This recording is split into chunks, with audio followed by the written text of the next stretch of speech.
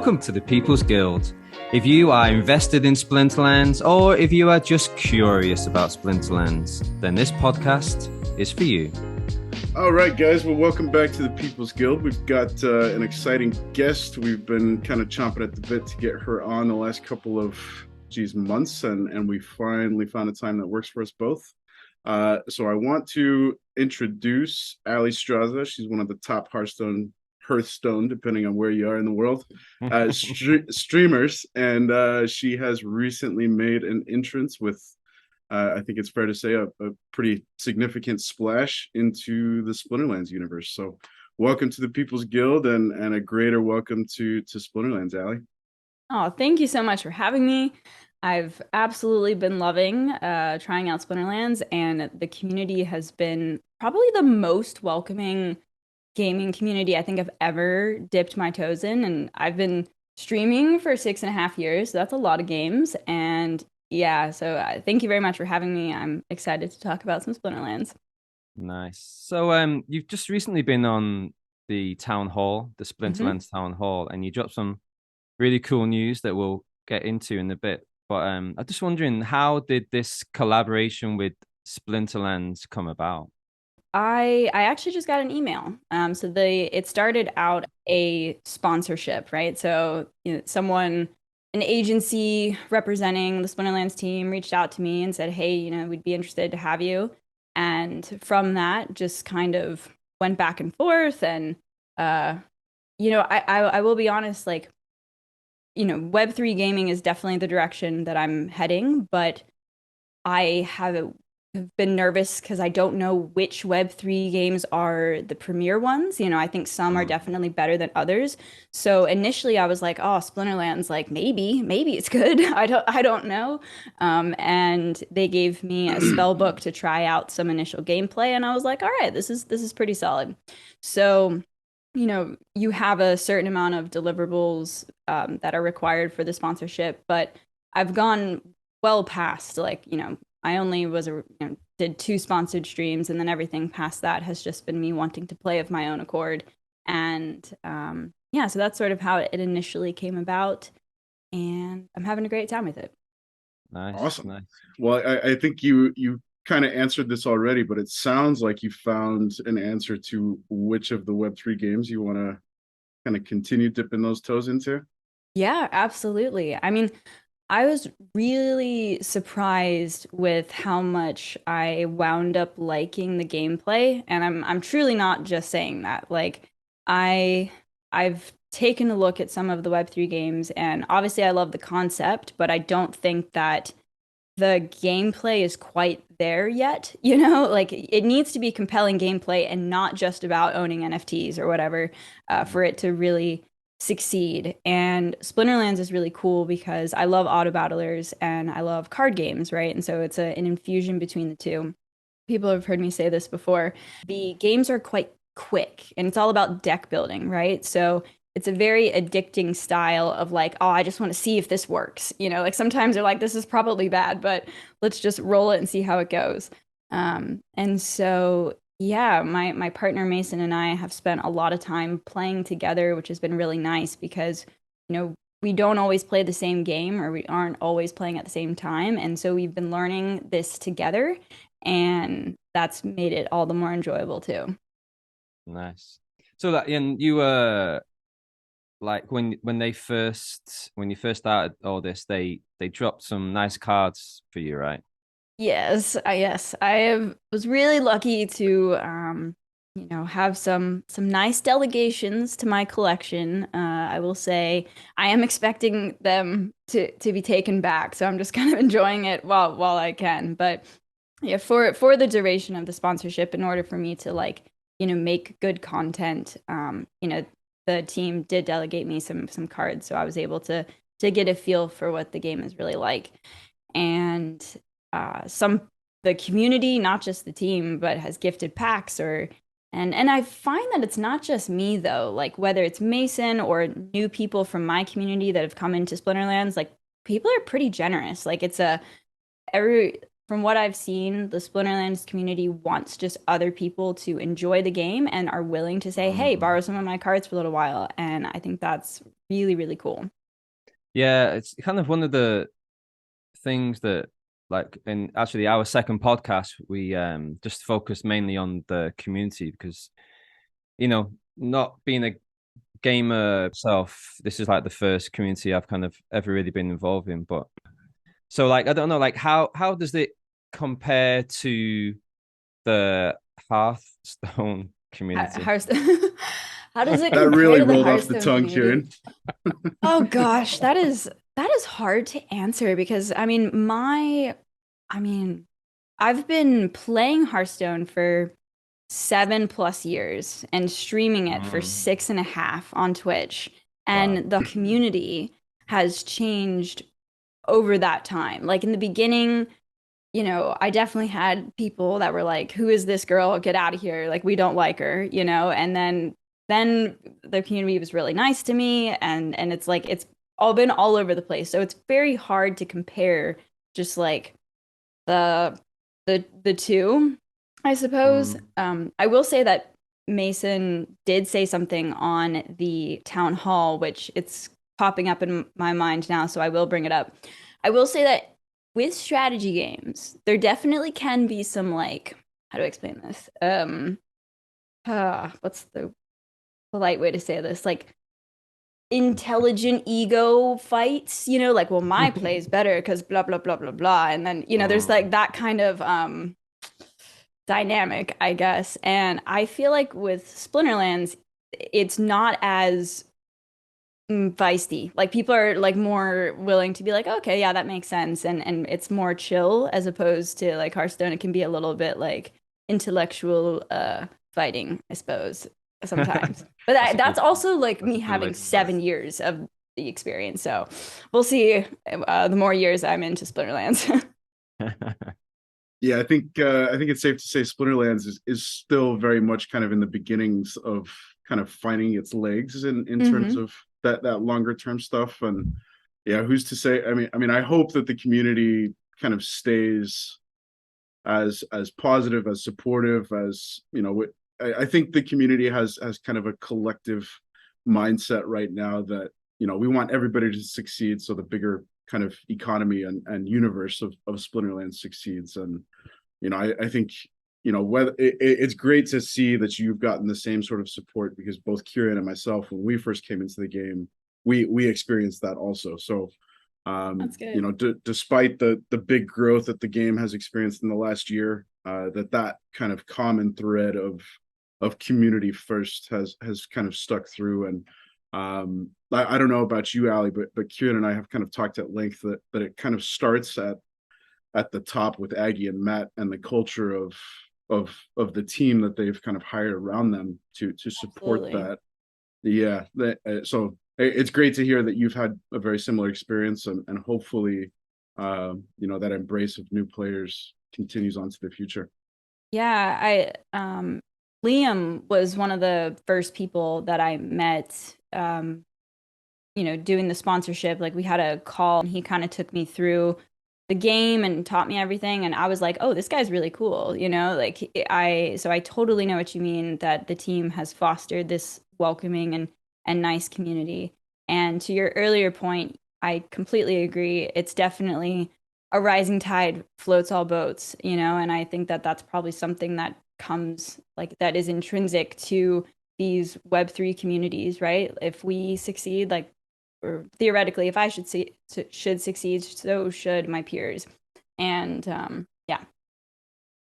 How's your Twitch journey been with you've been doing it for 6.5 years now. So how was that? I'm sure it's like, with our podcast as well, we're kind of just early days and we're learning as we go. So how have you um worked through the problems, and how have you kind of managed to kind of work those out? Yeah.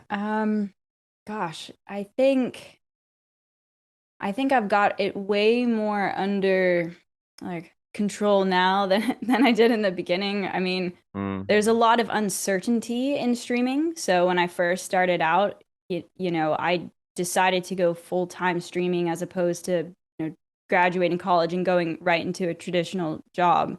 And so, there's a lot of stress in like, am I going to be able to make this a career? I'm not making very much money at all, in the first like year of streaming.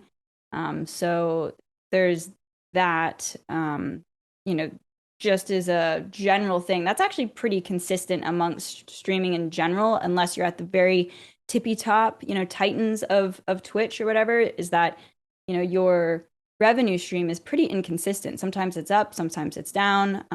That's sort of one of the stressful things about it. And, another thing is community management comes down to, I've learned to not accept DMs, where in the beginning when I had a Discord, I'm playing therapist to people in the community, and it's, I want, because I'm a caring person and I want to help, but I realized that took so much bandwidth out of me and made a lot of drama in my own personal life trying to, do that for others. And so, there's little things that you learn with time that kind of make it easier, but that's sort of some of the stressful things where, on the whole, I just want to say that I do feel very grateful to do this. Not many people get to make their own schedule and pick their own things and get to travel the world. Like I've competed in tournaments for Hearthstone, China and Germany and like all over, and Wow. I'm very, very grateful for those opportunities. And yeah, you learn with time. Like my little sister is beginning now, or she's a couple years into streaming, and so I've been able to like jump her over some of the harder stuff. But Is yeah, she overall, it's been streaming really good. Hearthstone? She actually streams another Blizzard game. It's called Overwatch. So it's the first person shooter of Blizzard. It's called Overwatch. Yeah. Nice, nice. hmm Sorry, that Are was a you? long-winded answer. I sometimes ramble, so hopefully that No, no, that ramble answers. away, ramble away. Yeah, the more rambles, the better. I had no idea that you had kind of gotten to experience the world travel on the Titans of Twitch kind of coattails. That's amazing. Yeah, it's brought me to a lot of places. Australia, let's see, China, Germany, and many different conventions around the US. I think that's it for yeah, I think that's it for now, Well, but not something too more shabby. might come to me. That's badass. Are Yeah, you it's pretty cool. are you Twitch famous? Like walking down the street, do people be like, "Oh, Oh, Alliestrasza, what it do?" um, I that does not happen. I mean, it has happened in before, like a few times people will tweet me and be like, "Hey, I saw you in public, but I was too nervous to say hi." And I was like, "You should just come up and say hi to me." But no, it certainly does not happen very much at all. So um, take with that what you will. So, like with regards to tournaments, like when you go to these tournaments, how many people are there, and how does it all work? Because I know like Splinterlands, this is a big thing that they are developing and moving forward. It's like the thing that people believe is going to help push up the amount of people playing the game. Like Yeah, how does it? Yeah, sorry. tournaments are a big deal. The thing that's attracting me the most to continue to want to play is I want to be competitive. Maybe that's just me as a type of person, but I think that that's what brings a lot of eyeballs on to the game. And it totally depends on the event. So the couple times that I went to Germany, that was a much smaller event. It's a home favorite. People loved it, but it didn't have a lot of spectators. But when I went to China, or there was far more people. Yeah, so it really just depends. I don't have a number really off the top of my head. Yeah. So, like, do you think there's like, sorry, I was going to ask one more question. This is one of the things I wanted to speak to as well. Like, you mentioned in the town hall that you and Mason are going to be having a couple of Mhm. tournaments in September, right? September the 20th and September the 27th. Is that right? Correct. Nicely done. Yeah. Yes. So, could you explain a bit more about that and how that's going to work? Yeah, absolutely. So, I guess a little bit of background before getting into that specific tournament series. I have a social token, Ally Mm. coin, and I've had it for about 2 years now. And one of the major things that we've done with the coin is host tournaments. It's been mostly Hearthstone. We've done other games, but host tournaments and the prize pool out is in my social token. And Mm. so one of our biggest initiatives and basically what we're doing with the coin is trying to create a community of Web3 gamers that have a like games like us, also interested in crypto. And so with Splinterlands there's a big overlap there with people who are sort of already used to cryptocurrency and blockchain, Mm. because traditional like gamers, there's a lot of gamers that hate it, and that's Oh, something really? that I've had to like kind of deal with a little bit.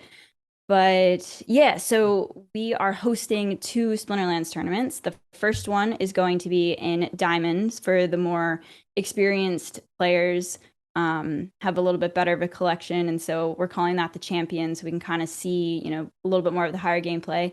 But we also have a big portion of our Alley Coin community that, doesn't have a whole bunch of cards, and we want to give them the opportunity to compete as well. Awesome. Nice, nice. I'm particularly interested in. I mean, personally, I'm very interested in the Champions tournament. I will 100% be keeping an eye out for that and Love hopefully get it. Yes. my name in the hat. But kind of scaling back and taking the bigger picture, the bronze tournament really kind of piques my interest. What has kind of the general response been from your community as far as Splinterlands and general interest? Have you had a warm reception from like your Hearthstone followers towards Splinterlands? Yes, I do think that there have been some for sure. I will say, I mentioned earlier, there's resistance to blockchain and games, and so I would say that probably the majority of my Web2 Hearthstone viewers are haven't taken the leap. But the cool part is the Alleycoin intersection. For the people that have already decided to get into the Alleycoin community, they're way more uh, likely to be receptive to a Web3 game. And so, yes, I'm hoping that we get a good turnout with the bronze players. I know that some of our close friends are rocking bronze and going to compete as well. And I will be casting it on my Twitch channel, so hopefully that'll bring a lot of visibility to Splinterlands as well. And I don't know exactly how I'm casting it yet, but I it'll be cool. Nice. So, would I'm really interested to hear more about about your Alley coin. Hmm. Um, is it so? It's not an NFT. It's just it's a coin, right? It's an actual token. Yes. Okay. And how Um, does do you could you kind of talk a bit about the utility that it brings? yeah, absolutely. So I think I'll start off by saying I always kind of make this comparison because I think it's a little bit easier for people to digest if you don't get social tokens at all. I compare it to something like Patreon, right? Mm. So when you want to support a content creator and you want exclusive content, you go to Patreon and they have like different tiers of, subscriptions where, you get exclusive things. And then you buy that tier, so you get the thing, and then you basically never see the money again, right? With a social token, it's essentially that system where if you're buying the alley and you're an alley holder, you're going to get access and special perks to what I create. Mm. In the past, when I've done my merch, for the people that held 100 alley coin, they got 3 free items. Maybe 50, they got 2. So merchandise is definitely one thing that's easy. But the biggest thing has been the tournaments. So we give priority access to people that hold Alleycoin.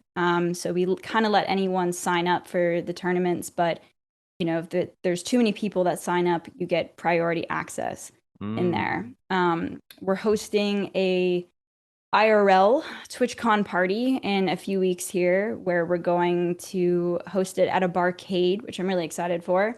And we're giving alley holders free drinks and free games and things like that. Free And drinks all night.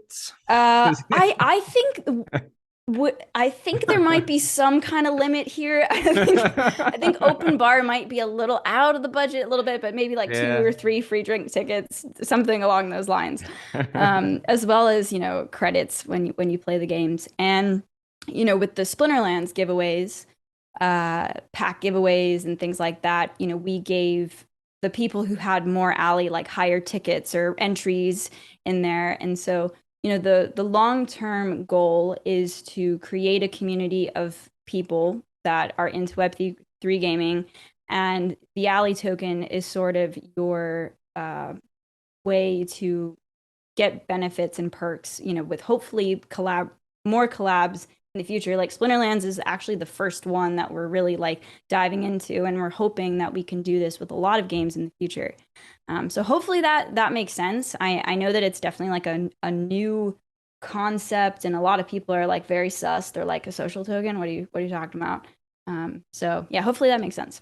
Yeah. So, like, for someone who is going to develop their own token, their own coin, like, what would you kind of advise them? Like, how would you advise them to do it, Ooh, setting it well, up? so Alicoin started out on the Rally platform. I'm not the crypto wizard. That's Mason's gig. So, like actually doing the tech, to create a token on the blockchain, like not my forte.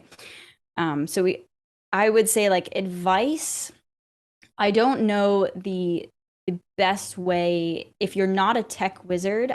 The best way to start out, like you kind of need a team. Like there's no way that I would be able to be doing Alicoin if I didn't have the team around me. And so something like the Rally platform that kind of does the launching for you is Okay. really nice. I do think that there are other platforms in addition to Rally, though, that offer this, but you're essentially trying to create a whole economy, right? Yeah. And liquidity is a big thing. That's also another thing that was great about the Rally platform is they provided the liquidity to get it started as well. But I will say that Mason coded or did all the things and got Ally migrated onto Solana. So if you really wanted to start your own token, send me an email, and Mason's your man. Mm, He can um, probably probably do it for you. But I think you that's guys are going to have Mason on hopefully in a few weeks, and so he might be able to yeah, give you a little bit more of the technicals there. great. That's awesome. Brilliant. Yeah, I just kind of in the background quickly looked up the Alley coin, and it looks like it's trading at a pretty solid mark there, above $2. Is that right? Yeah, I think so it's on Rally still, but we're in the process of moving everyone onto Solana mainnet, which I'm more excited about in the long run because that means we can plug into all of the, things that Solana offers as opposed to being siloed off on the Rally sidechain. So in the long run, I think this is a really good thing to be a little bit more decentralized. But I will say that I'm very, very appreciative of Rally getting us started, and we're still backed by the RLY token as well on Solana as well. So it's all good. Awesome. So I know kind of at a very high level a couple of games off the top of my head. I think Walk-In is on Solana, and what's the other? Steppin is kind of the move to earn. Hmm. What are some of the other kind of big Web3 games that you're on the Solana blockchain that you're kind of I'm actually not too familiar with Solana blockchain games right now. I'm honestly feel like I know more about Polygon. Like Polygon's been. I mean, I would just want to say this too. I am very much like not a maxi in one. I think they all can coexist together.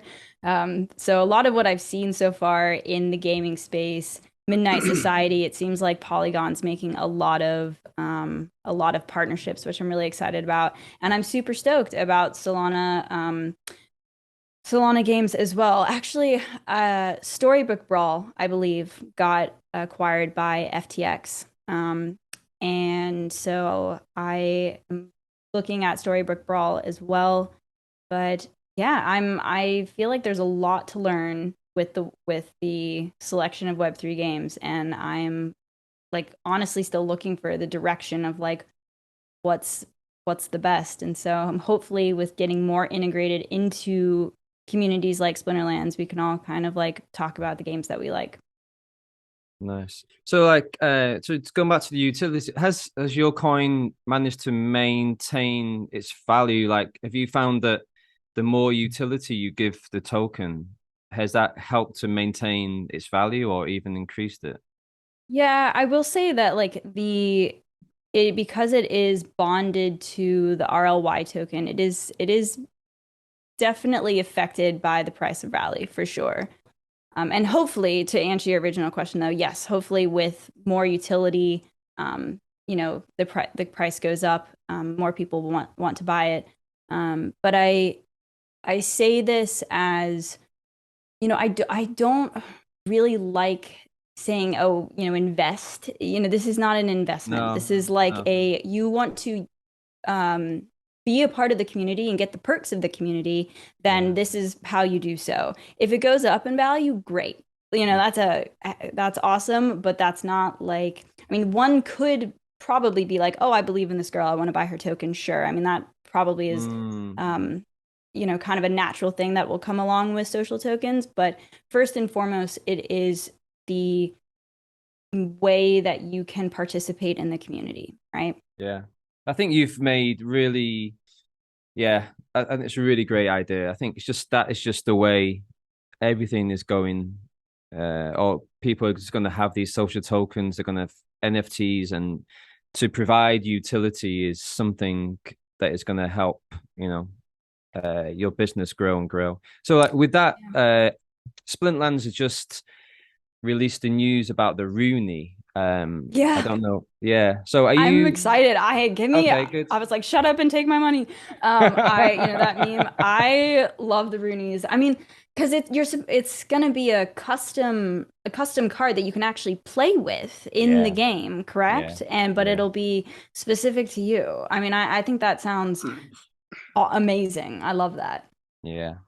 Yeah. I I think want a like good one. if they like you doing with your token, if they can provide utility on that, which I'm hoping they will, um, aside from being able to use it in the game and just feel having it as your main picture, for me, that's not enough. But if they can provide utility down the line, then I think that's going to be I beneficial. do.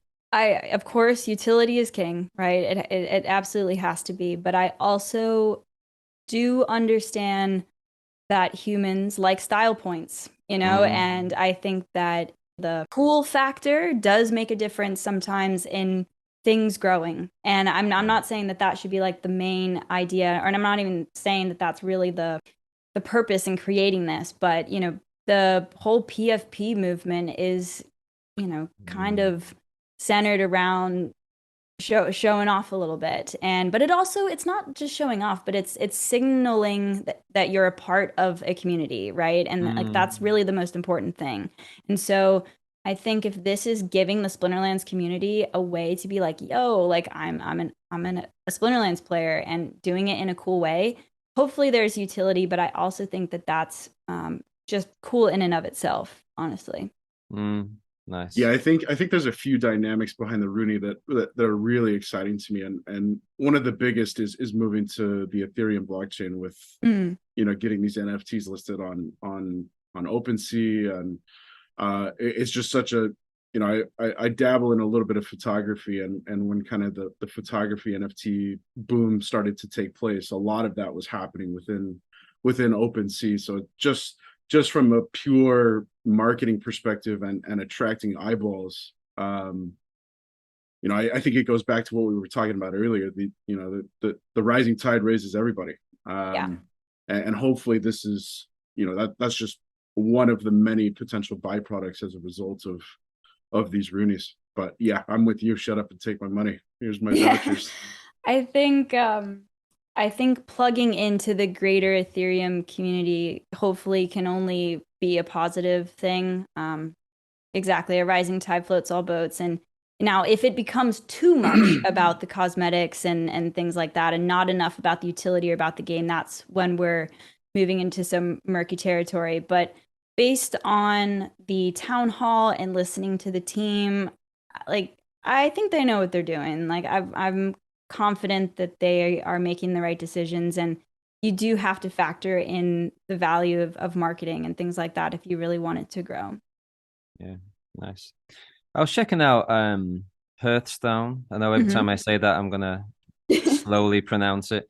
Um and I was just looking at the website and it just looks great. Like the artwork looks cool. Um Hmm. the the things you can do in it. Like I particularly saw like a tavern brawl and Yep. I was just it just sounds such a cool thing to have and I was just wondering after because you've played the both now, do you think there's any elements of Hearthstone that would suit Ooh. Splinterlands? That's an interesting question. Yes, Hearthstone has done a fantastic job at being very pretty on the eyes. Like their Mm. animations and their art is, fantastic. So, and it shouldn't matter, little things like that, but I do think people, the first initial thing that you see, people do make a judgment on art and things Mm. like that. But I will say that Splinterlands does have some pretty cool art. Um, I, gosh, let's see. Is there a spectate feature in Splinterlands? I don't actually know I this. believe it's coming. Weirdbeard has been really pushing it, especially from the tournament aspect, being able to streamer mode, I think is what it's being called. Okay. It's in the works. Because I will say that, having a friends list and being able to type to your friends, hey, come spec my game, that kind of community stuff, I think is very nice to have. Mm. Not just for hosting tournaments, but just being able to watch your friends game, right? So there's that. And, Hearthstone, over the years, it pretty much just was normal, standard, like card playing. Sorry, that was not eloquently said. Just like the normal game. And as time went on, they started coming out with new game modes. And now there's a ton of game modes. Arena was already always a part of the game, but there's battlegrounds, there's mercenaries, there's duels, and it's essentially like six or seven, different ways to play within the one. So maybe, with Mm. time, I know, well, I don't know too much about the tower defense. If that'll be within Splinterlands or if that'll be its own kind of separate thing, but Yeah, multiple separate. ways to play the game is always nice, but I also think that you don't want to do too many ways because you don't want to like overwhelm people because that can sometimes happen too. And it can also segregate the communities a little bit. So I think there's a sweet spot in like offering different ways to use your existing cards, that, is kind of fun. Like a tavern brawl is something that changes every week. And it's a new way to play with the cards. So, yeah. Yeah. So what happens in the tavern brawl? I'm just wondering if that it just sounds great.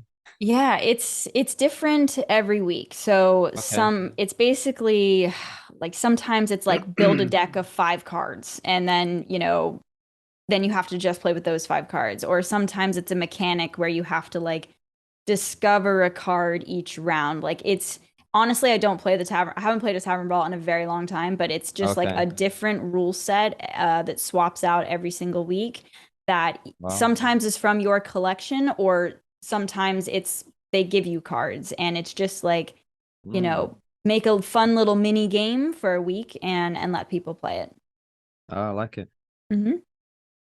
And I Yeah. will. were you having flashbacks to hearing Tavern Brawl, thinking of your days in London there, Kieran? Quite well, I think I've seen a couple, but fortunately just like slowly move to the back and just watch it all unfold was my experience of tavern brawls. Really, But yeah, you heard the word tavern brawl and you're like, that sounds lit. What's that? Ugh. tavern brawls sound great, but as long as I'm not in them, Okay. actually even watching them is pretty. I don't really like it too much, but yeah, just it's just make believe because I used to play this game. It was like a book. the fighting fantasy books. They're written by Steve Jackson and Ian Livingstone. I don't know if you've ever played them, but it's like a roll the dice, and you have all your stamina and speed and agility, and you have things in your backpack. So when I saw Hearthstone, it just really reminded me of those, and there could be a little bit of a tavern brawl in there. So yeah, it Very just nice. perks my interest. I will say one more thing, that that was actually something that Hearthstone hasn't done that Splinterlands can do right eventually, is for years and years and years, a pain point is that the community has always wanted tournament mode. And so Splinterlands has already crossed that off the list. Like, people have been asking for a tournament mode in Hearthstone since as long as I've been playing it, and it just basically never came to fruition. So the fact that you can have these, you can search tournaments in game and sign up and play them, like that's absolutely incredible. Yeah, yeah, for sure. Have you been sampling any of the tournaments yourself? Do you have time? I haven't played in one yet. Mm. I am ready though. I'm getting there. I'm actually quite excited, and I just bought a chain golem Oh snap! and a Dr. Blight. Yeah, yeah. Oh yeah. So I'm Nice. starting to like get, I was really lucky to have been gifted and delegated stuff, but I'm like hungry to participate in tournaments and stuff like that. So Nice. give Awesome. me a Well, little bit of time. that's kind of a nice pullback into the world of Splinterlands. And I was just going to ask you, what was the first card that you kind of purchased on your own? I was on stream with you, geez, probably a couple months ago at this point, and you and Mason were talking about kitties for Christmas sort of thing. Oh yeah. Yeah, I mean it's actually been really cute. Like we play together at night, and he's actually the one that taught me how to play Hearthstone. So it's sort of reminiscent of those early days. And yes, so Chain Golem actually was the first one. But it was in the swing of I bought an Elven Mystic too and a Dr. Blight. I got tired of dying to Dr. Blight and other people having it. And I was like, all right, we're buying this. But yeah, you can ask Mason though, because I think he's purchased quite a bit. So but yeah, Void Dragon was, I think, one of the first legendaries that I opened, and I think that's probably my favorite card. I don't know, I really love that Nice. card. Well, great call getting your first couple of cards all neutrals. Yeah. Yep. Brilliant move. Honestly, not smart move, right? Like I'm Mm. learning the way of the neutrals. Like there are just some things like the monk. I can't remember all the names. Or there's oh my god, never mind. I won't be able to remember which one it is. Maybe it's a gargoyle, but I'm like, these are low key pretty good in their neutrals, right? So Mm. I don't have to be like too bound by a color if I don't get it offered. Sure. Do you? I think I've heard you mention that dragons are that's kind of where your name Alliestrasza was born. So I assume that there's an attraction to the dragon Splinter as well. You guys have mentioned Kitty. You just mentioned Void Dragon. Yes, exactly. I love the Chaos Dragon when I can, those big mana rounds. I freaking love the Chaos Dragon. So, yes, the fact that Splinterlands has a dragon element to it it's a requirement for any game that I play actually. So, we would have been SOL if there wasn't a dragon element. But yes, my name Alliestrasza comes from a character in the Warcraft universe, which is Alliestrasza, and what is this? Oh, I This love is your it. Oh, you artwork. got the Yeah, so we got you the Chaos Dragon. I kind of took a shot in the dark and threw some love darts and it. landed on the Chaos Dragon. So since you mentioned it, there it is for you. Yes. I love dragons. I love fantasy, mythical creatures. Like I just grew up loving Lord of the Rings and Harry Potter and all that kind of stuff. And so it works out that so much of gaming content leans into fantasy. And so yeah. Cool. Are you so the Rift Watcher pre-sale is about to hit. Are That's you soon, right? are you ready? Are you and are you purchasing any pre-sale packets? I'll definitely, I haven't done it quite yet, but yeah, I'm definitely gonna buy some for sure. I said, shut up Nice. and take my money. But I mean, Splinterlands I has have so to, many of those moments. So many of yeah, those moments. I have Yeah. to, I mean, you want to be responsible and not go too crazy, but I do love opening packs, and this will be my first time experiencing the community going through a new set. That's always a really exciting time in Hearthstone, so I'm excited to see what it's like in Splinterlands, and yeah, I'm hyped. What days, just for our viewers, what days are you on Twitch for It's a Splinterlands? little, it's depends on the week. Generally, Mondays and Fridays I don't stream, and then Tuesdays and Wednesdays or Thursdays I'm streaming unless there's something going on. So that's the general schedule. But it depends. Like I'm going down to film an event. I'm leaving tomorrow because I've got it on Friday, so that's an example of like, the schedule depends week by week. Yeah, nice. So like one of the I think, it's fair to say like one of the reasons why this collaboration is working like with you and Splinterlands is like, it's kind of a bit of give and take, right? Yeah, definitely. And so how have you found like the um your Hearthstone players adopting to Splinterlands? What's been like the sentiment like for the new players going into Splinterlands? I honestly think it's been pretty good. And I'll be honest, I actually expected more pushback just because it's a blockchain game and so many people. I mean, maybe it's one of those things where it's like the vocal minority. Maybe it's more along those lines, but Mm. I did actually expect to get more. Oh my God, I can't believe you'd be playing an NFT game. And I certainly did get that a little bit on my YouTube comments when I uploaded some content, but not very much at all. Most of it has been really great. And it's been cool to see names that I recognize in my Twitch chat, like know about Splinterlands, Yeah. like when um, obviously I expect the people that are coming from Splinterlands, like they know the game and they're chatting. But when I recognize names that bring up a card or something, I'm like, oh, dope. Like you actually, so hopefully with time, more and more people can see the how awesome it is to like actually own your cards and not have it be stuck in you know, a client that you can't resell them ever. And I do think that these partnerships, hopefully, that I choose to take, will change people's minds because I feel like there's a lot of stigma against it, but they've never actually even looked at a Web3 game. I'm hoping to, wade between the worlds, and I don't really think it's a smart move to completely ditch Web 2 to go Web 3 because I think I need to be a voice for Web 3 in Web 2. Yeah. And hopefully introduce people to it. I think people just are just not very good with change. Some people are not very good with Yes. change. It's Very, kind of very like I true. remember when I'm showing my age, but I was studying photography at college, and it was just at the time when digital cameras were just coming on, Mm-hmm. and I was like, I'm not buying one of those. What do I need one of them from? Because like I used to love going into the dark room and just seeing this magic just appear in front of my eyes. Hey, Like film is awesome though. I definitely yeah. took a darkroom class. I love photography as well. It's definitely a big, Mm. I have all my old cameras up there. It's a big passion of mine. But Oh, I nice. totally know the analogy completely. And yeah, I mean, people did that with credit cards, right? Like when credit cards came out, they were like, I'm not using this piece of plastic, to represent money.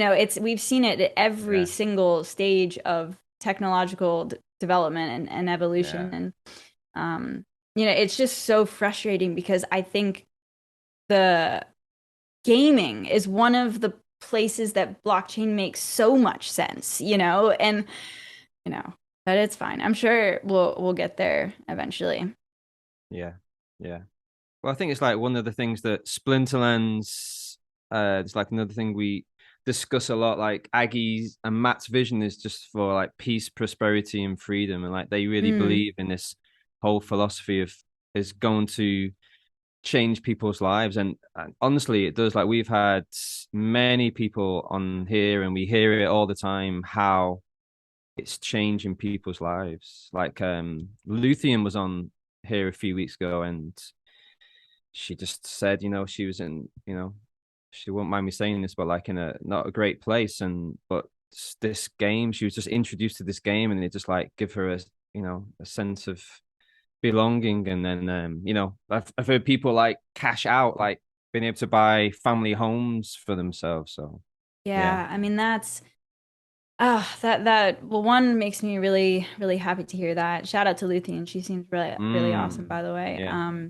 Yeah, there's so many different ways to think about it. I think on a global scale, it I really we can get deeply philosophical here, but I really do think that, the evolution of humanity is intrinsically tied to the evolution of blockchain. And I Mm, hope that, the right actors, that doesn't mean that there isn't tons of scams and a lot of people trying to abuse this evolution of technology, but on the whole, I do think that, humans becoming more global and, being nicer to each other, like these things can come about by being more linked through blockchain. And then on individual levels, obviously, people can see um, monetary success, and getting into crypto early and things like that.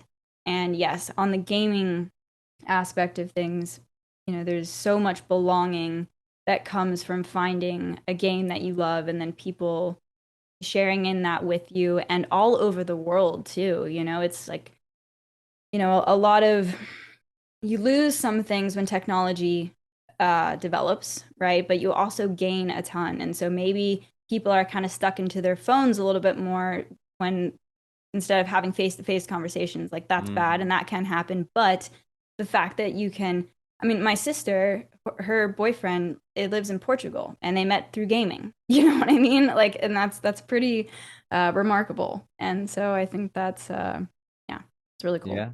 Amazing. That really provides, I think, a tangible perspective on how, Aggie and Matt's vision of peace, prosperity, and freedom through this, something so on the surface stupid as a video game can really change the world.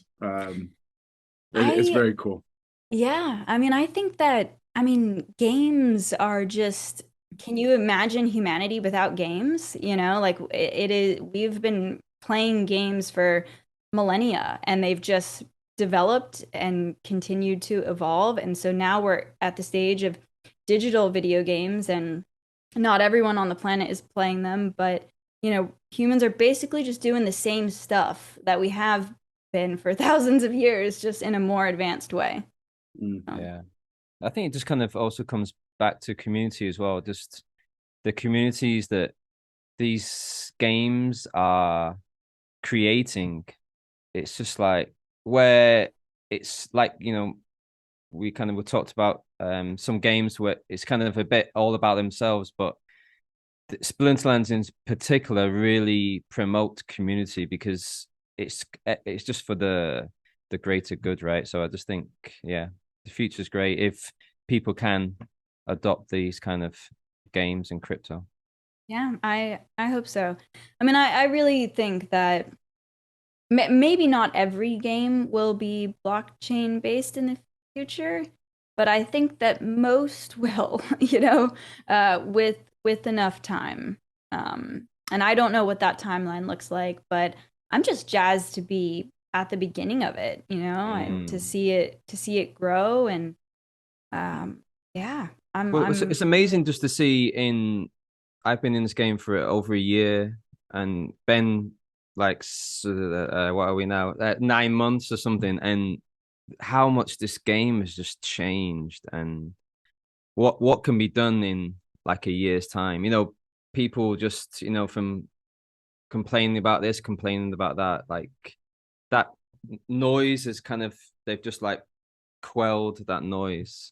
That's Um, that's good because I don't know because I've only just gotten into it, but there's always noise in my experience in gaming communities. But um, it's good to hear that it's gone down a bit. And I had no idea that Splinterlands has been around for a while now. Like, hasn't it been 4 years or 4 years, yeah, Yeah, I mean that's 2018, really yeah. impressive. Like I think that it's got a real shot. I think that there are waves to things. You know, NFTs had a big wave. A lot of people think music NFTs, gaming is going to have a huge wave. And I think that Splinterlands has a real shot of being one that gets a lot of attention because it's got years of growth behind it and a community that loves it. And I'm just hoping that, content creators like me, decide to hop on board and kind of help grow it as well. Yeah. Yeah, so I think it's just like Ben mentioned before, it just kind of starts at the top right. And when, it's just like because we have this DAO where the community, if you stake SPS, I think you Mhm. possibly know this, you're allowed to vote for certain proposals. Yes. That's amazing that the team actually do listen to people, and they're quite quick in making changes if things are not working or the community's not too happy.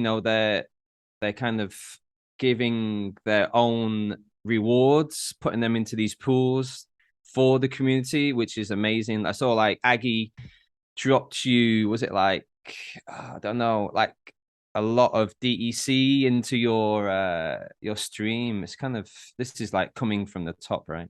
Yeah. I mean, the DAO structure in just all of these communities, like that's actually something we're doing for AllieCoin as well. Like Oh. 50% is going to community and to, help make uh vote on decisions for it. And in Splinterlands, like, hopefully that is the future that it works the best is, the people get to decide majority rules. And I generally have a lot of faith in the collective. Mm. And so maybe on an individual level, people suck and stuff like that, and they can, but I really do have faith in humanity making the right decisions and, as a whole, but also that can go specifically to the Splinterlands community, right? Like I think um, given power to the people that really care about the game, you'd think that they would Mm. make decisions that would benefit the whole. Yes, agree, Yeah, agree. that's such a refreshing perspective, and I think you absolutely nailed it. And kudos to the team for kind of structuring the DAO in the way that they have, and putting those proposals in kind of the name of creating a truly decentralized game from inside to out. I think Matt and Nagy have talked kind of ad nauseum as far as their vision for the future of the game, and putting the future of the game in the hands of the you and me's, which is Hmm. like, what other gaming studio, like, would Blizzard ever do that? No, Oh, no I mean, chance. No chance. I just wonder, when that starts to happen and it's a more decentralized structure, like what happens to the legacy Blizzards and Riots and EA, like I just, man, I don't know what that's gonna look like, but I think that with enough time, I think that the decentralized model wins out, It has to, right? So yeah, it has to. I mean, that's what we all, I think, believe in. So I think we're in for a really interesting 50 years. I always think about that. I'm like, geez, I think Like, the world is going to be so different. oh yeah. I mean, if you think just 10 years ago the world was so different. Oh, yeah, 3 years ago for the world was so different. Yeah. And a few moments ago you mentioned something that really kind of piqued my ears, and I think it's such an important perspective to realize that, while we're kind of in the thick of this, and we're kind of wading through the weeds of discovering what Web3 looks like, what it's going to look like, where it's going, and kind of navigating decentralization, it's so important to remember that it is still the beginning, right? sure. And thinking back, I wasn't around when film went the way of the dinosaurs, but so when I came into photography, it was all digital already. You missed uh out, man. Dinosaurs, no, film is rad. I'm with you. Film is very rad. But it took a long time to embrace, but there were those early adopters that really kind of reaped the biggest benefit kind of longer term. And it's definitely a cyclical thing that takes place in all avenues of technological advancement. And Yeah. I think we'd be foolish to say that Web3 is going to be an exception. I think we're going to be part of It's a something much little bigger. exactly. It's definitely a little riskier because you don't know yet, what's Mm. going to succeed. Generally, I think it's okay to take risk, but not so much risk that your entire life falls apart if you buy too many Splinterlands cards. I'm speaking to Speaking myself of, let's here. ape into those Roonies. Exactly. So I think it's just about being as smart as you can. But you're absolutely right. There is the opportunity to have a lot of success if you're early enough, or if you call a game early enough. If you were one of the first streamers playing Fortnite, I mean, you could have grown massive, and so it's interesting now that is still true. Like if Splinterlands does grow and I've made content around it, obviously that would be great for me. But I also do now have a collection that's worth money that would be great for me. And that hasn't existed really with like owning assets within a game in addition to like growing as a streamer. So it's all very interesting. Yeah, no, Exciting you stuff. what you just said before, like positioning yourself is really important and not like FOMOing in, which hands up, I've been very guilty of in the past. Yeah, And we've all done but it, I think, probably. but I think like with this time, Rift Watchers, me and Ben were discussing this yesterday, and like at the moment, Splinterlands is uh so much candy in the shop, right? And Mm-hmm. you walk into that candy shop and you just want everything, but your piggy bank isn't allowing you, so you just got to, like, for me anyway, and we were discussing this yesterday, like with nodes as well, like just we that of course we want all these new Rift Watcher cards and the abilities that they bring, but just long term, that's what I'm thinking. Just position myself for the long term. Yeah, you gotta be smart for sure. Yeah. Um, yeah. I think the most important thing, is that you're having fun with the game. I think that's Mm. again what I think I mentioned at the beginning here is that if the gameplay is good, if people genuinely enjoy playing the game together and talking about it, like that's the driving force, not speculation and not, oh, I want this to just go up in value. It's like that stuff is important too, but how thriving is the community about the game itself? And it seems like Splinterlands, the Mm. community really enjoys playing together. Yeah. Yeah, that's so key. I think you nailed it. The fun aspect and the community and bringing people together. That's the heartbeat. That's the heart and soul Absolutely. of the game. And everything else is fantastic. And it's great support for longer term. And I think ultimately that's where a lot of success for folks could come, is from kind of the tangent product, I guess. Because you want Um, it. Oh, sorry, go ahead. I don't know. Go ahead.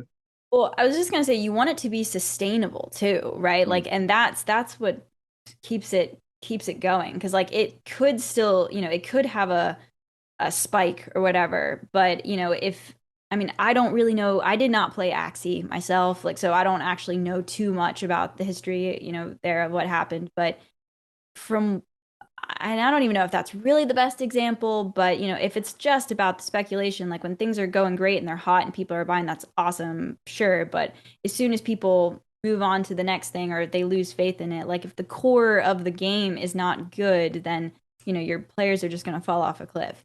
So, yeah. Yeah, sustainability and longevity. Yep. That's it.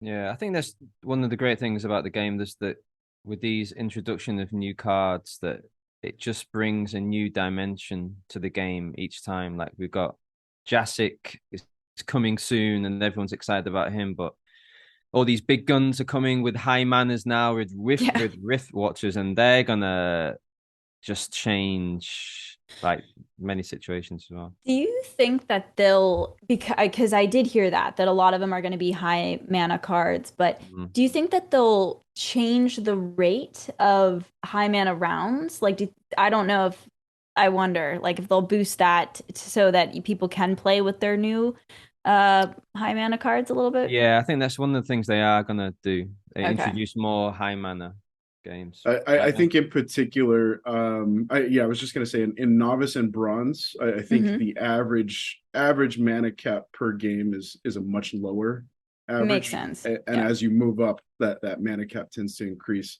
But obviously, it's so important to create that brilliant first impression and new user experience. And if you've bought some Rift Watchers cards and you've got 10, 15 mana monsters and you can play them once a day in Yeah. bronze or Mm-hmm. yeah, it's all for naught, right? Kieran, I completely agree with your point. Just with each expansion, more and more stuff gets added to the game, and it makes it more dynamic of a game. Like Yeah. Hearthstone, when it first started out, is nothing like it is now. And same thing with something like Magic the Gathering. Very simple, more simple mechanics, basic Mm, things, and with time, more and more things come out, and that's, I think, really cool for competitive players because it gives the opportunity to showcase skill as well, right? When there's more elements to the game, there's more yeah. things to consider. And I think that makes tournaments better, right? Like I I don't like the idea of just like the most busted OP expensive cards just winning every time. I think there needs to be a Mm, balance of like you can outplay your opponent if you are better at the game, maybe if you don't have quite as good of cards or something like that. Like I think that is important. yeah. I So think that that's that what they're gonna. Yeah, sorry. That's what they're going to be introducing in the tournaments. These ghost card tournaments where everyone will Mm. have the same deck as I well. love that. I think that's a Yeah. brilliant idea. Yep. yeah, I think the maiden voyage of these ghost card tournaments is going to take place at Splinterfest here in a few short weeks. I'm so sad I can't go to Splinterfest. And it's I was in just going to ask. Vegas too, which is like, I mean, Vegas is 4 hours away from me. And I mean, obviously I love Vegas. I'm like really bummed. So hopefully I'll be able to make the next one. But it's the same weekend as TwitchCon where I'm like hosting my Alliecoin party and everything. Ah, So I Oh. unfortunately can't go, but I'm sure I will be looking out for content, that gets dropped or announcements and things like that.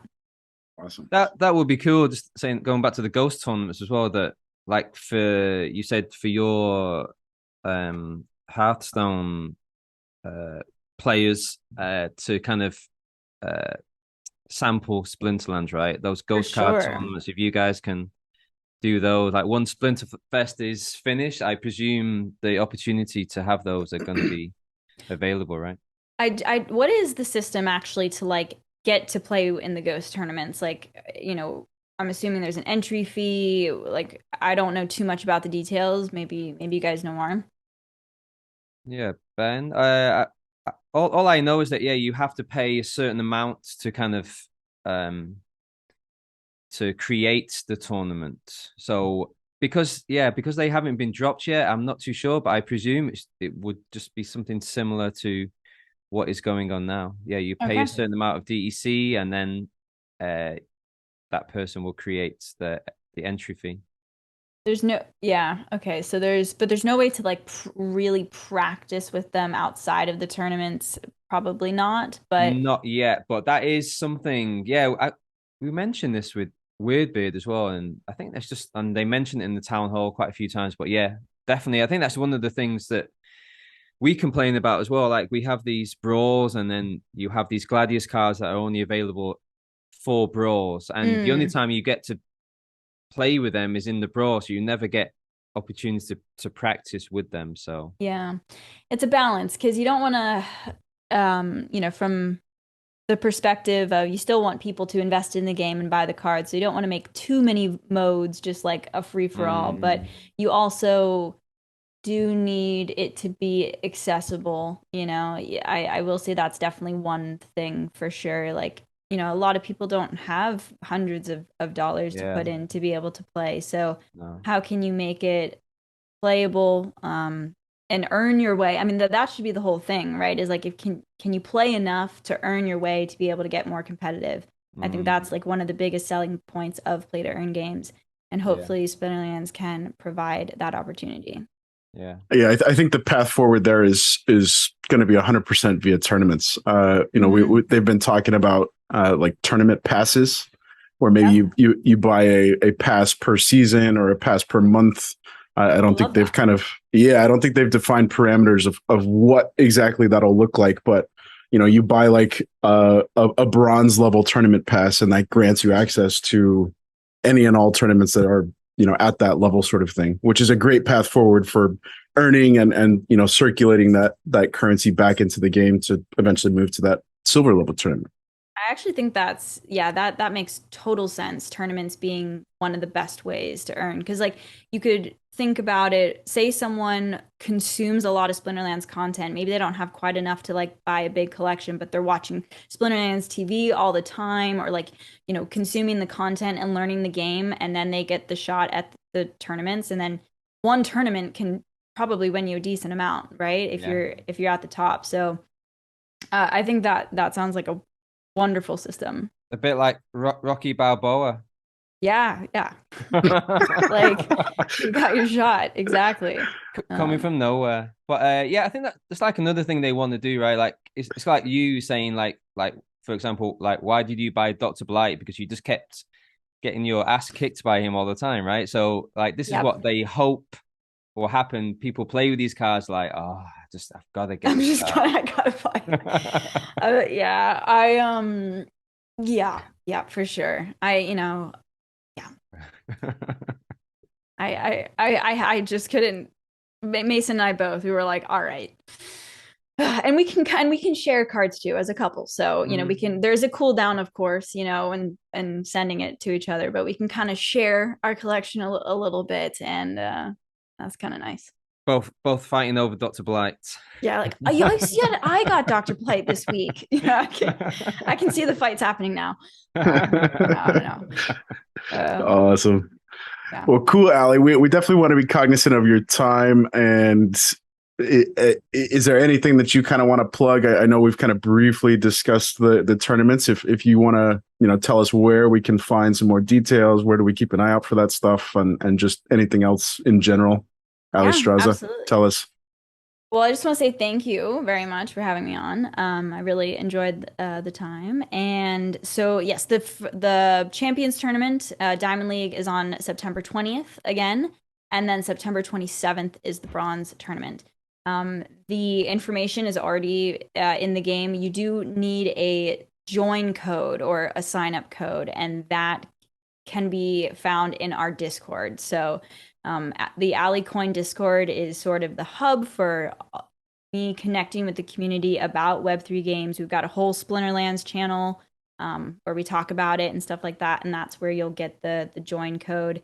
I think we're probably doing the same thing where we're prioritizing AllieCoin holders and then opening it up to everyone. So that's where you'll get the join code there. And I don't really know how to link that. If you go to alliecoin.io, there's a link to the Discord right there. There you go. That's got all the information that you need.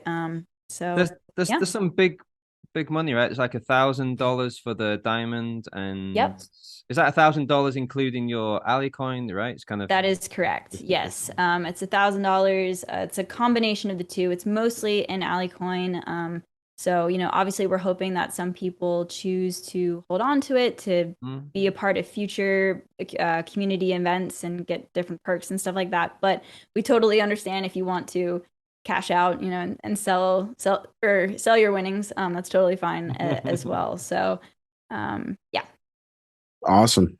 Well, Allie, before we move on to the challenge, I definitely want to, thank you for taking the time out of your Twitch schedule to hop on with us. It has been a lot of fun, and your insights are refreshing, coming from a relative newcomer to the game. And yeah. That's awesome. Good. I've honestly had a really good time talking to you guys just about, all of this. I think that I don't have enough conversation sometimes about Web3 games because most of my world is still Web2. So I've certainly enjoyed talking with like-minded individuals. So yes. Great. Thank you. I think it's safe to say that it's an open-ended invitation. Anytime you want to hop on, you're more than welcome to make an appearance. Thank you. All right. So what is your What is your in-game name? It's just Alliestrasza. SZ at the end there too. Some people just do the Z. Let me sign in.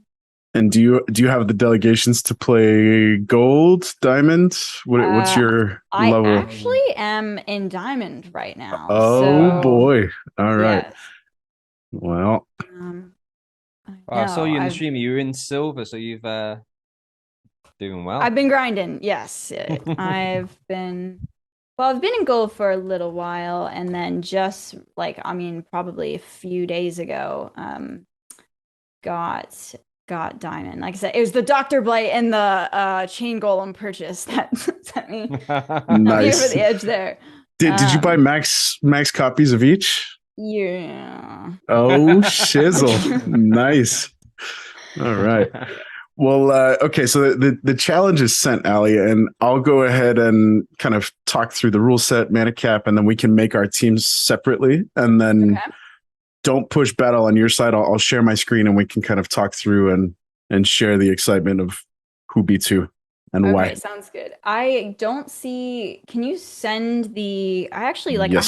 I've only had people challenge me. I've never actually sent out a challenge. So I'll send it to you, but mhm, Alliestrasza. Is that right? correct. All right. It is in the mail. We should get All that right, here there in a we go. I see it second. now. Accept.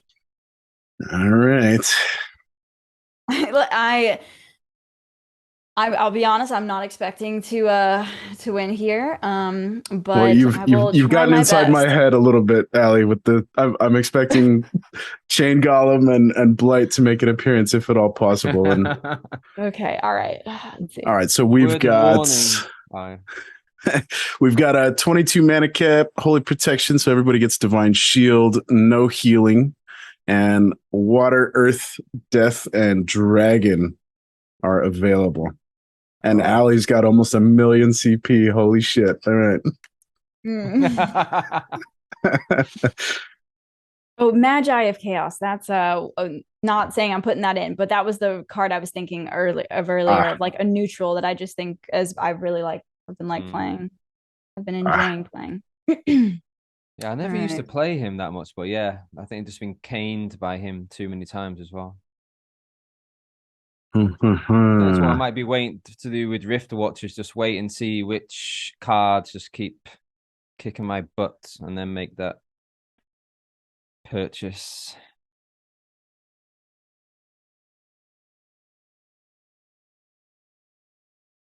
I just realized something. Oh God.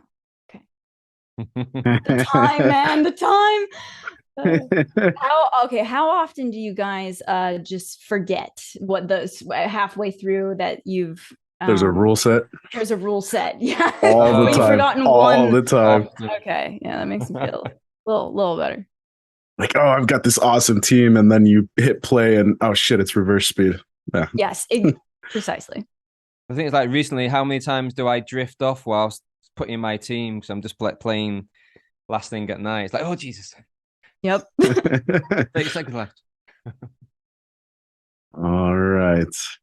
All right. I don't know. I'm just gonna go. I'm nervous. My palms are sweaty. All right. I'm a I'm little. Oh, guessing okay. Dragon, is it? You've gone Let me for? go ahead and share my screen. Let's watch this guy together. All righty. I was going to say, Ali, a word of warning. If it looks like you're about to win, Ben will just stop the game and not allow you to Okay. see your win because that's what happens all the time with me. Yeah, here, I'll watch it on your perspective so you Okay. can like Okay. okay. So I've got I went with Quix as my summoner. I've got the Zenith Monk up front. Uraeus running number 2 for a little bit of sneak. He's gonna touch the chicken. Damn it. Blight, the Weirding Warrior to try and remove any potential armor, and some Magic Reflect Amplify. Mhm. A little bit of a speed buff and a somewhat of a sneak protect with the redemption and life leech there. What was your thinking here, Allie? Crush. Oh, I love blue. I know you probably expected me to go dragon. Demon Shark. I had initially put in Bakjira and then I realized it's healed out. So I'm hoping Demon Shark gets me through as my little tank here. And then Pellicor Bandit and Uraeus, I always kind of go with those two as like my DPS in my back line. And then I had to throw in my new Blight, and then hopefully the chicken and the little fiend here are just some padding. That's my rationale. Well, first glance, I think I might be in trouble. I don't know. I'm not great at that yet. Just like calling a match. I'm getting better, but as I see it, but we'll see. The Think max your level. Pelika. I was just gonna say the max level Demon Shark. I think is the play. That's what's gonna wipe me out. I think. Well, and Monk can't heal, right? This Oh, Yeah. actually, Yeah. Speaking of ignoring rule sets. Thanks, Allie. Okay. Your Pelika bandit also might just take out his life sapper at the back Yeah, immediately. oh yeah, that will remove Divine Shield though. That was Oh my yeah. thinking. Uh, that's All true. right. Let's see how we go. I think if I was a betting man, all my Alley coin would be on Alliestrasza here. Hey, yeah, I'm going for Ali we'll as well. see how it goes. I've learned how to use the splinter tools now too, which you can kind of change cards up and see the win percent. So dun dun dun. Here we go. All right. So Demon Shark is Oh, enraged. Oh, chicken's gone. Nice. Poisoned. Uh-oh. Yeah, Oh, that's gonna be Monk's down to 1 health. there's a heal. didn't There's get a- the poison off on my Uraeus though. Okay. Demon Shark's been Right. poisoned. So my monk is down. I might be able to take out the Demon Shark before he wipes me out. Let's see. Hopefully he doesn't get a retaliate on Uraeus here in a second. Oh wow. Ooh, Oh. lucky. Yeah. All right. Oh, great. I need you to miss. Close. All right, the bandit is at the front. Let's see here. No. Ooh. Oh. I don't think I have this. Oh, Yeah, but his Dude, You're right. have I not gotten a archers. poison off this whole time, or am I losing my mind? no, you have not gotten a poison. Oh, Oh my god. that was big. I can't Wow. believe I didn't miss on the bandit. There's your poison, Ali. Well, there you go. You would have lost all your alley coins because it did in fact beat me. Oh, good game. Yeah, I was definitely fooled on the surface, but yeah, we'll call it home field luck being hosted on the People's Guild here. Awesome. Gosh, yeah, I think my Uraeus, I don't even know if it got a poison off any of those times. I think I might have missed a Demon Shark attack early too. I have to rewatch it one more time. But GG's, you are the champion this time around. I'll take it. All right. Awesome, Allie. Well, thank you again for all the listeners out there. I think we all were excited about this when we announced it in our Discord, and there was definitely some positive feedback. Oh, one thing I did want to ask you: have you found a home in a guild yet? I haven't found a home in a guild, and I think it's because I want to start my own. And I didn't really want to join and then be like, lol, JK, see you later. Yeah. But it has been a thing, and I kind of wanted to wait until I got a bit better. Like now I'm playing in Diamond, I got a better collection. I feel like I'm probably ready, but I have had a lot of people say that they'd like me to start one, and I don't know if I'm like ready for the guild responsibilities. Like I don't know what it entails, or like, so I was thinking of joining one so I can learn the ropes, but then I didn't want to like make leave after I learn, and I haven't decided yet, basically, is what I'm saying. Well, I imagined that was kind of your thought process, and I assumed that you were considering probably opening up your own. I don't know if I'm kind of putting you on the spot here, but we've got the Phoenix Arcade. I can send you a link if you want to check it out. And our kind of fearless leader, Dazed Wanderer, has a pretty cool kind of grander vision for. I think we've got 5 guilds in our group now, and I think I'm safe to say that we would love to have you kind of open that guild under the Phoenix umbrella. All right. So Well, we can definitely keep this conversation going. awesome. And honestly, I'd love the guidance, you know, like I said, I don't really know what I'm doing. So I like to play the game and I like the community, but there's little things that I definitely could use some guidance on. So thank you for that. And we'll keep in touch for sure. Cool. Awesome. Well, thank you again, Allie. Appreciate the Thank time. you guys again for having me, and just thank you again to the Splinterlands community that has just been so welcoming and made me feel at home here. So hope you guys enjoyed the episode, and I'll catch you guys later. Thank you. Yeah, I just want to say good luck for the future. It sounds like you're building some really great foundations, and Thank you. I've got, high promise of what's trying. coming for Alliestrasza. Yes, it's all it's all new, so I'm going to try some things. Maybe some things fail, maybe some things work out, and I think all of us are kind of in that mindset, and I think hopefully that builds a sense of community amongst us all. We're the people taking the early leap in this new world of blockchain, and hopefully we can all support each other. Yeah, well, I think it's just like an experiment, isn't it? This is like no one's really done it before, right? You kind of like making new ground. It's kind of like what Splinterlands is doing as well. I think people are going to be copying their model in some way or another in the future as well. Yeah, absolutely. Okay. Time will tell. We'll see. It always does. It always does. Okay, everyone, you have been listening to People's Guild.